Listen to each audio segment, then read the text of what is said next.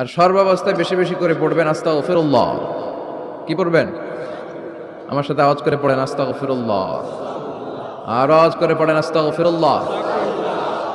বেশি বেশি যারা ইস্তেগফার করে তাদের পাঁচটা লাভ। আওয়াজ করে বলতে হবে কয়টা?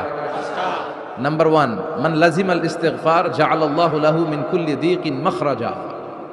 যে সব সময় ইস্তেগফারের সাথে লাজিমা মানে লেগে থাকে আঠার মতো। কিসের মতো? চুইংগাম খান না আপনারা? চুইংগাম যদি হাতের মধ্যে লাগান আঠার মতো লেগে থাকে না? বাচ্চারা আবার দুষ্টামি করে চুইংগাম খেয়ে আরেকজনের চুলের মধ্যে লাগায় দেয়, আছে না নাই? তখন সরিষার তেল দিয়ে ছুটাইতে হয়, তাই না? তো মান লাজিমাল ইস্তিগফার, যে ইস্তেগফারের সাথে আঠার মতো লেগে থাকে সে পাঁচটা জিনিস পায় জীবনে। চিল্লায় বলেন না কয়টা? এক নাম্বার, জাআলাল্লাহু লাহু মিন কুল্লি দীকিন মাখরাজা। সব বিপদ থেকে তার উদ্ধার করে কে? আল্লাহ। আমাদের জীবনে বিপদ আপদ আছে না নাই? কম না বেশি?